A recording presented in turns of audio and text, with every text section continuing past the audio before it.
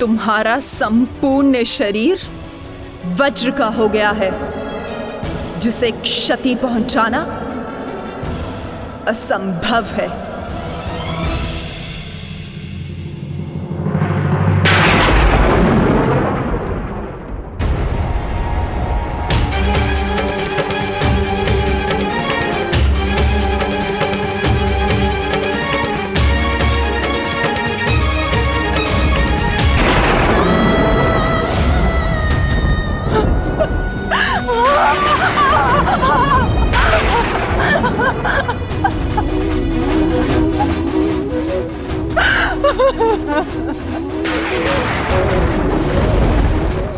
प्रकट होइए महादेव,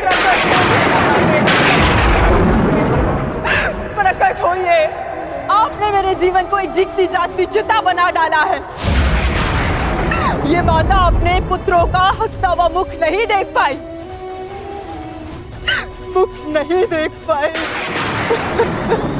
परंतु उनकी चिताओं की अग्नि को अनुभव किया है महादेव। या तो आप अपने उत्तर से मेरे मन को शीतलता दीजिए, अन्यथा मुझे जीते जागते जल जाने दीजिए।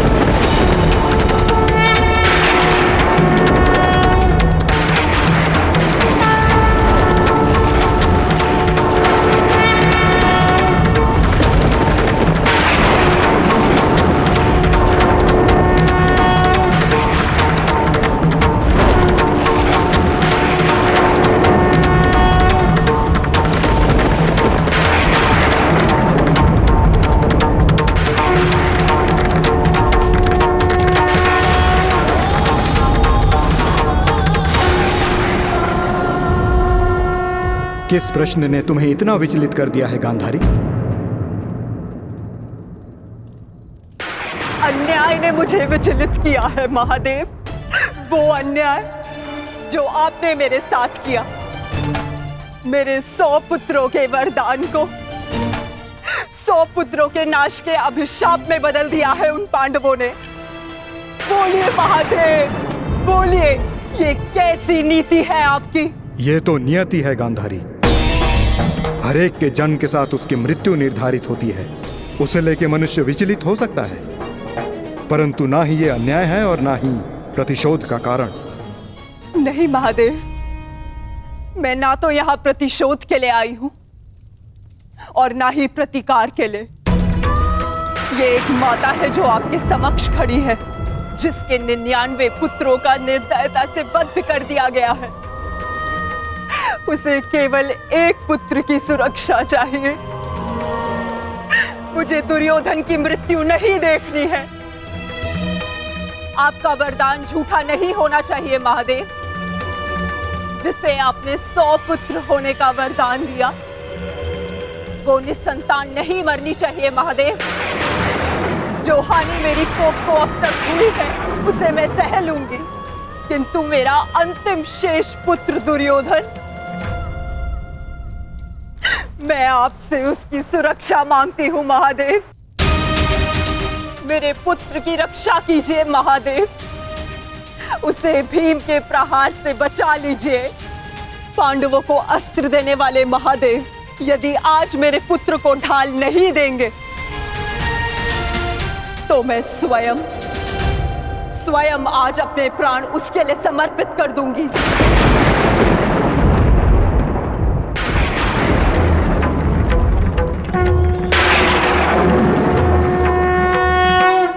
तुमने अपने पुत्र के साथ अन्याय किया है गांधारी। एक माँ अपनी संतान को देख देख जितनी प्रसन्नता पाती है, उसकी संतान अपनी माँ की दृष्टि से उतनी ही शक्ति भी पाती है। परंतु मैं कुछ समझी नहीं महादेव। तुम्हारे पुत्र की सुरक्षा अब तुम्हारे हाथ है गांधारी।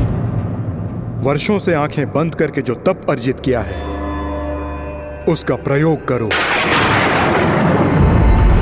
तुम्हारी दृष्टि तुम्हारे पुत्र के शरीर को वज्र का बना देगी।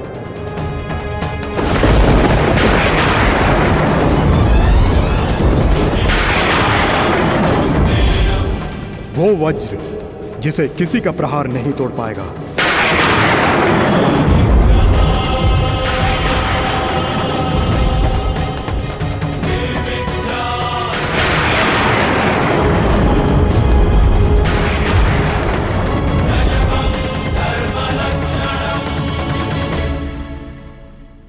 ये आपने क्या कर दिया महादेव?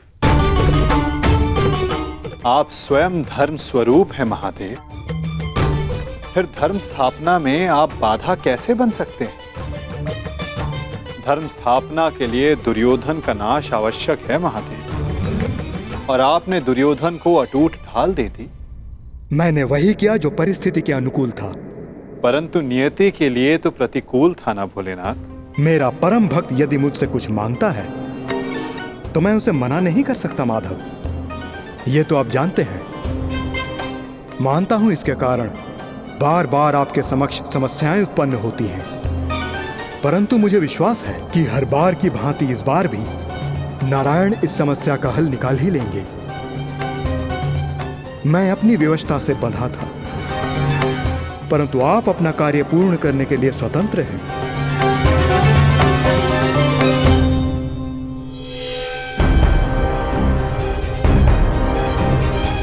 नियति के अनुकूल पर नीति के प्रतिकूल।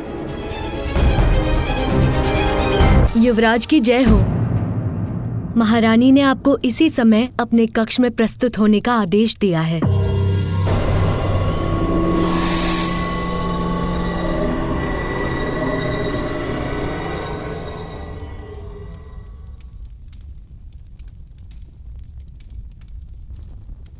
पिताश्री, माता ने यूं अचानक मुझे स्मरण क्यों किया?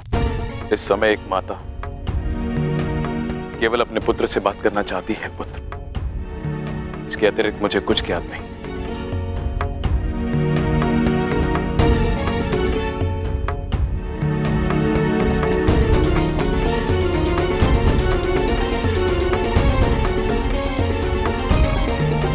प्रणिपात माता, आपने मुझे स्मरण किया।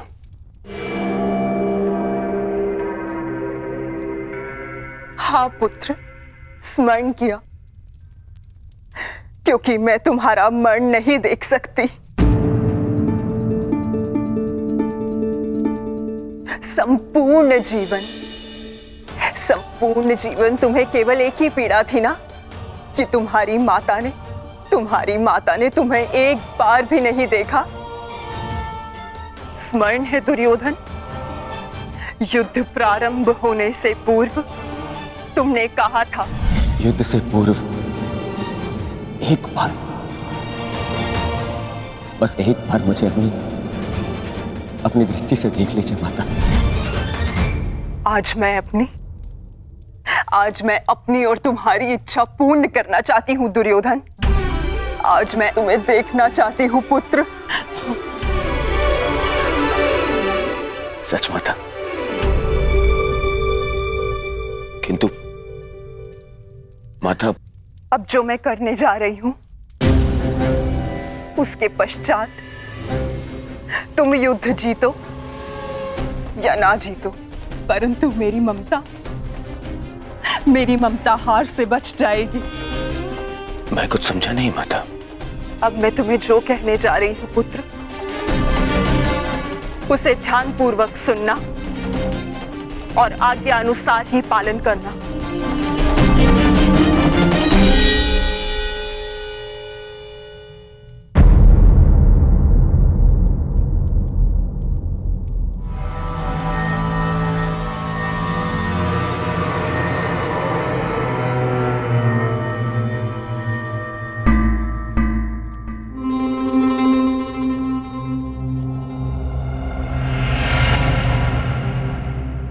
दुर्योधन, क्या हुआ? क्या कहा गांधारी ने? और उसने तुम्हें क्यों बुलाया था? गंगा स्नान के लिए जाना है मामा श्री। गंगा स्नान? किंतु क्यों क्यों दुर्योधन? देखो देखो दुर्योधन, तुम अपने मामा को कुछ नहीं बताओगे? हैं? ये स्नान, ये क्या है सब कुछ? माता के आदेश का पालन करने के लिए किंतु परंतु नहीं पूछते मामाश्री।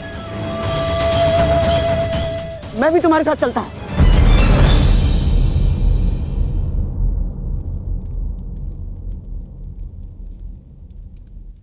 नहीं मामाश्री, ये यात्रा मुझे अकेले करनी है।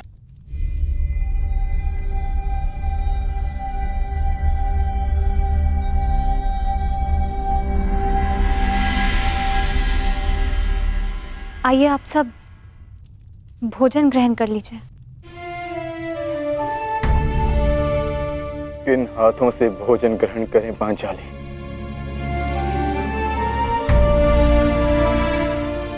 इन हाथों से जो अपने ज्येष्ठ के रक्त से रंगे हुए हैं।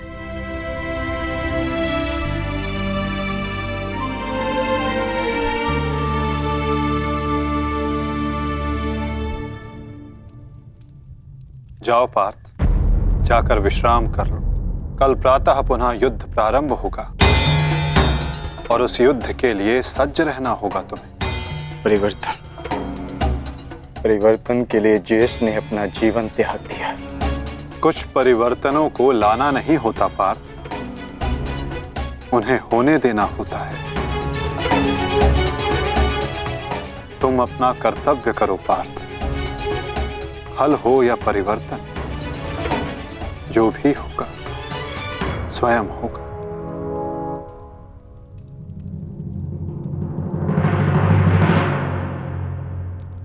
आप कहां जा रहे हैं माधव? कुछ परिवर्तन ऐसे होते हैं पार्थ जिनमें सहायता करना धर्म होता है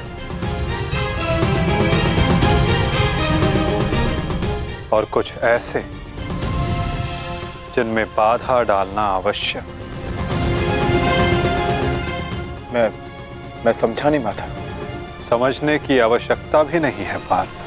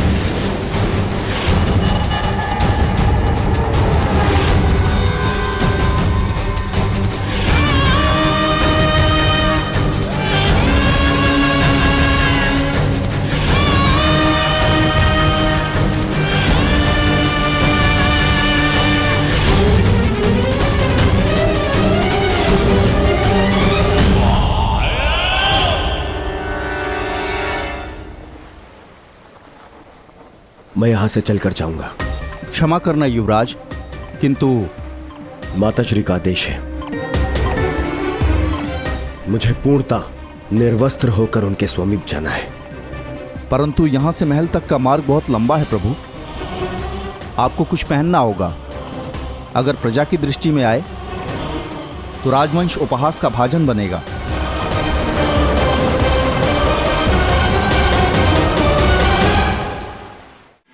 गंगा स्नान के पश्चात यूं वस्त्रहीन क्यों होकर आए हो? माताश्री का आदेश है मामाश्री, निर्वस्त्र होकर आना है। न जाने तुम्हें बुद्धि कब आएगी, माता के समक्ष यूं अवघड़ बनकर जाओगे?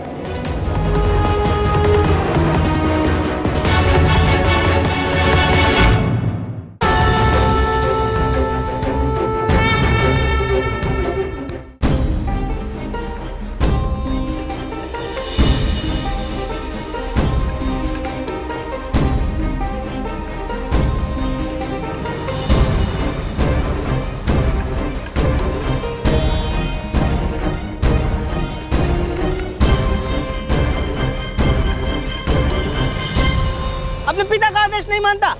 बहुत बड़ा बुद्धिमान समझता है अपने आप को। क्या कहा था मैंने? बछड़े की डोर हाथ में रखना। समझता नहीं है?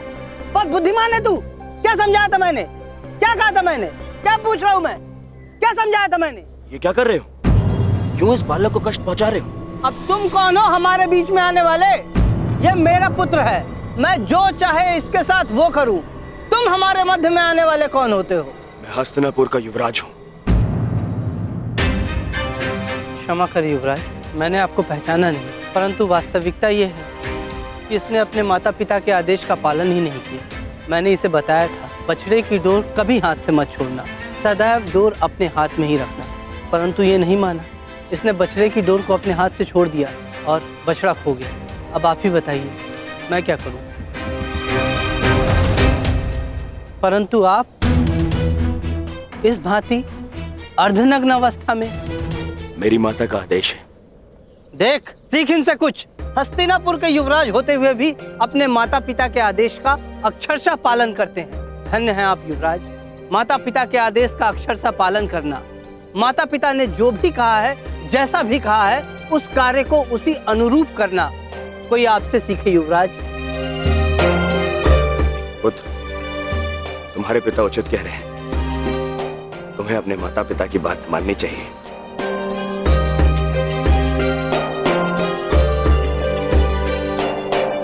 माता पिता के आदेश का अक्षरशः पालन करना, माता पिता ने जो भी कहा है, जैसा भी कहा है, उस कार्य को उसी अनुरूप करना कोई आपसे सीखे युवराज। धन्य हैं आप युवराज।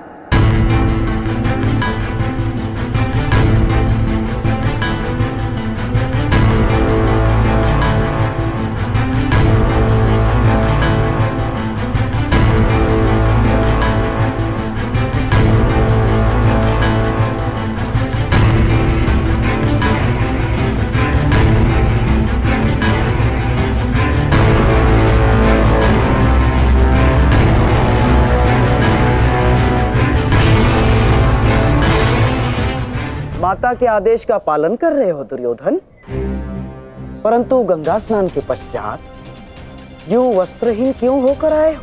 माताश्री का आदेश है मामाश्री, निर्वस्त्र होकर आना है। बुद्धिहीन हो दुर्योधन। माता के लिए तो बालक ने गर्दन से नीचे भी वस्त्र ना पहना हो तो वो नग्न कहलाता है।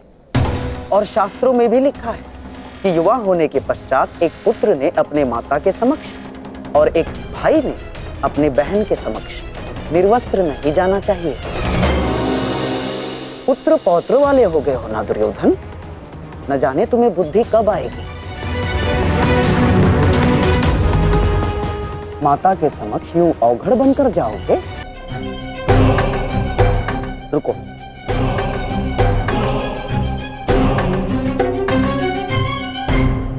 लो, कम से कम इसे अंगवस्त्र बनाकर धारण करो।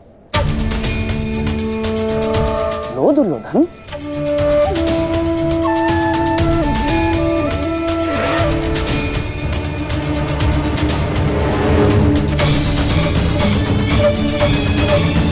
सोच क्या रहे हो दुर्योधन? देखो, मेरी बात मानो, तुम्हारा इस दशा में जाना उचित नहीं होगा। ठीक है मामाश्री।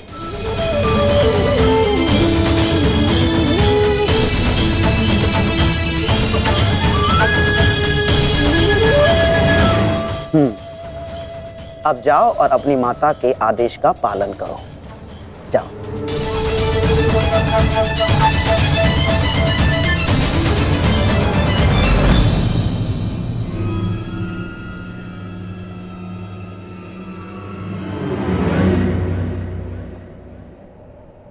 कहां से आ रहे हैं युवराज? तुम यहाँ क्या कर रहे हो वासुदेव? और इससे तुम्हें क्या कि मैं कहां से आ रहा हूं? मेरा कुछ नहीं युवराज, परंतु जब आपकी माता ने अपने समक्ष आपको नग्न अवस्था में आने का आदेश दिया है, तो फिर आप ये पहनकर क्यों जा रहे हैं? उस अवस्था में जाइए जिस अवस्था में आपको आपकी माता ने बुलाया है।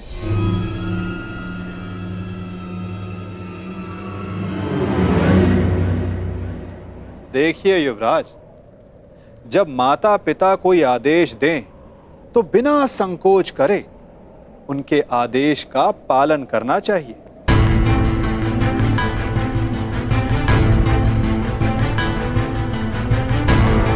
किंतु तुम्हें माता के आदेश के बारे में किसने बताया? नहीं, तुम छलिए हो। तुम फिर से अवश्य मुझे किसी छल में बांधना चाहते हो। मेरी माता के सामने मुझे लज्जित करवाना चाहते हो। नहीं वासुदेव, नहीं, मैं अब तुम्हारे किसी भी छल में नहीं आने वाला। चले जाओ यहां से। मैं तुम जैसे छलिए की एक बात नहीं मानूंगा।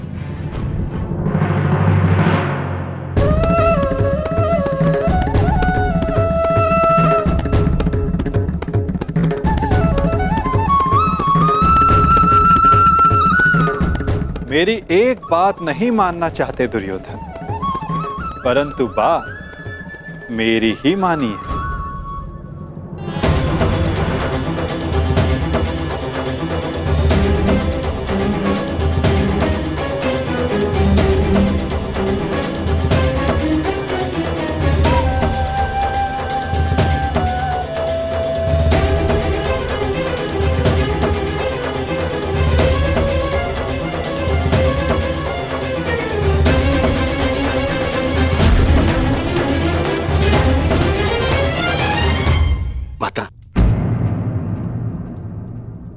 आपके आदेश अनुसार गंगा स्नान करके आ गया माता।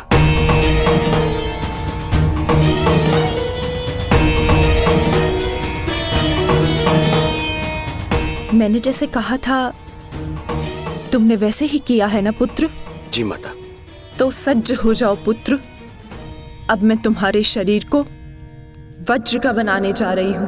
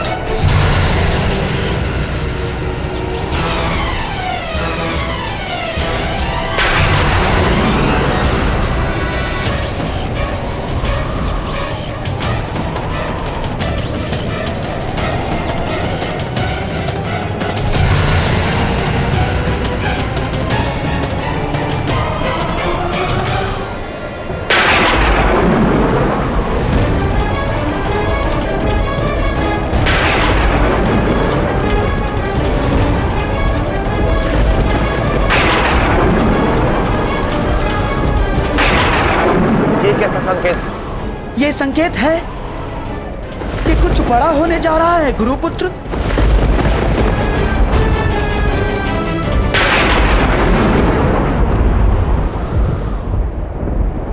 ये सब क्या हो रहा है आर्य? आपके गांडीव से ये स्वर कैसा? ये स्वर गांडीव की प्रत्यंचा का नहीं है पांचाली। मेघ गर्जन का है, परंतु कुछ समय पहले तक आकाश में ऐसा कोई संकेत नहीं था। मुझे भी समझ नहीं आ रहा है, जैसे आकाश में वज्र खड़क रहा हो और प्रतीत होता है कि इंद्रदेव की दृष्टि टेढ़ी हो गई है। नहीं विकोदर, ये संकेत है कि किसी की दृष्टि कई वर्षों के पश्चात किसी पर पड़ी है।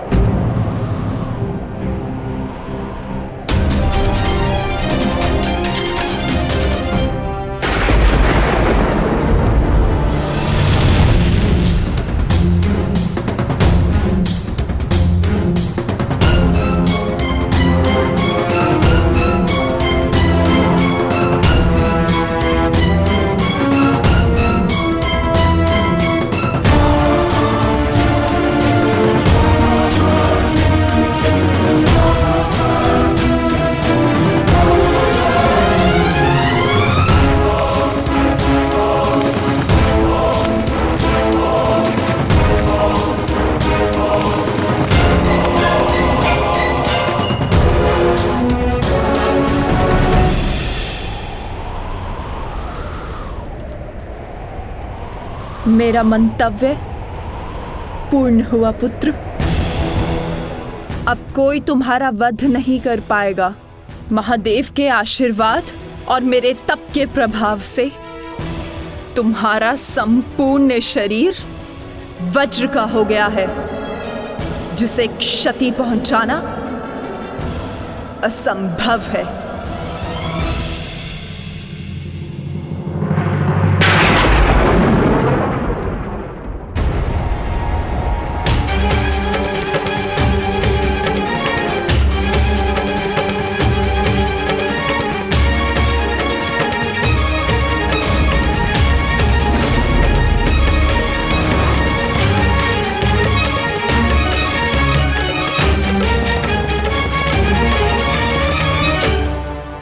क्या किया दुर्योधन? मैंने तुम्हें निर्वस्त्र होकर मेरे समक्ष प्रस्तुत होने का आदेश दिया था, तो तुम क्यों ये अंतर्वस्त्र पहनकर आए? माताश्री, बहना, क्या हुआ? क्या हुआ? क्या हुआ बहना?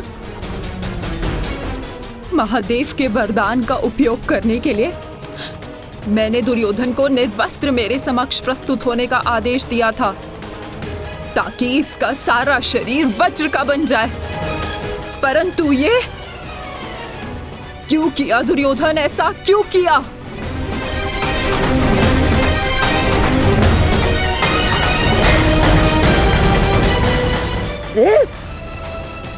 तुम कभी कभी बुद्धि का भी प्रयोग कर लिया करो।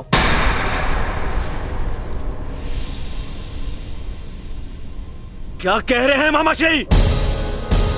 आप ही ने तो मुझसे कहा था कि माता के समक्ष पूर्णतः निर्वस्त्र होकर नहीं जाना चाहिए। आप ही ने कहा था। मैंने कहा? मूर्ख हो गए हो तुम। मैं कब मिला तुमसे? और ये सब कुछ मैंने नहीं कहा है तुमसे। नहीं, यदि आप मुझसे नहीं मिले तो वो कौन था?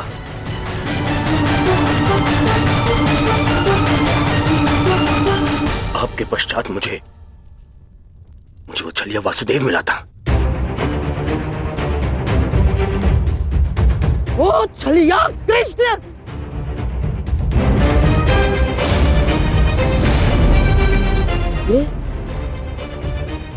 ये सब उस छलिए का किया धरा है दुर्योधन। मैं यहाँ से चलकर जाऊंगा, माताश्री का आदेश है। परंतु यहाँ से महल तक का मार्ग बहुत लंबा है प्रभु, आपको कुछ पहनना होगा। परंतु आप इस भांति अर्धनग्न अवस्था में? मेरी माता का आदेश है। माता पिता के आदेश का अक्षरशः पालन करना कोई आपसे सीखे युवराज। माता के समक्ष यूं अवघड़ बनकर जाओगे? लो, इसे अंगवस्त्र बनाकर धारण करो। जब आपकी माता ने अपने समक्ष आपको नग्न अवस्था में आने का आदेश दिया है, तो फिर आप ये पहनकर क्यों जा रहे हैं? उस अवस्था में जाइए जिस अवस्था में आपको आपकी माता ने बुलाया है।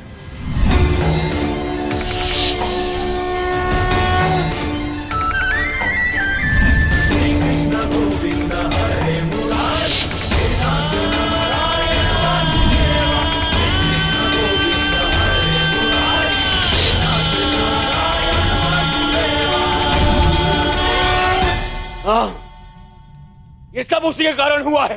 मैं उसे नहीं छोड़ूंगा, मैं उसे जीवित नहीं छोड़ूंगा, जीवित नहीं छोड़ूंगा मैं उसे। बहना, बहना, मुझे ऐसा लगता है कि अभी भी समय शेष है। एक बार मेरे होने वाले सम्राट को पुनः देख लो। दुर्योधन, उतारो तुम्हारे ये अंतर्वस्त्र, उतारो। अरे तुम समझ सकते।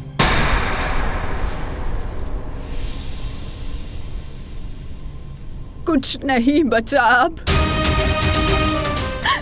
कुछ नहीं बचा। वर्षों से संचित किया तप मैंने समाप्त कर दिया है भ्राताश्री। इसके पश्चात कुछ नहीं हो सकता।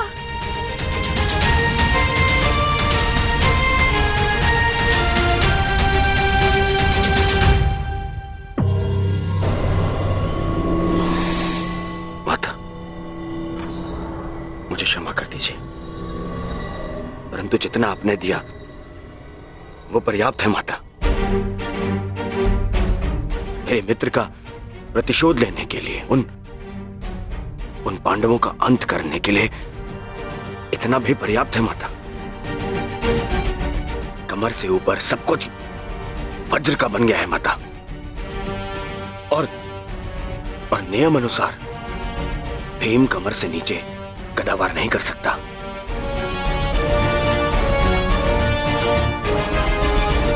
आप चिंता मत कीजिए माता।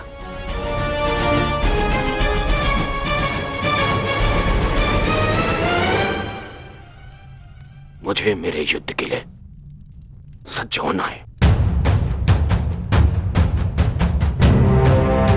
मुझे आज्ञा दीजिए माता। मैं वचन देता हूं कि मैं आपके इस आशीर्वाद को व्यर्थ नहीं जाने दूंगा। प्रणिपात माता। विजयी भव पुत्र, अवश्य ही तुम्हारी विजय हो।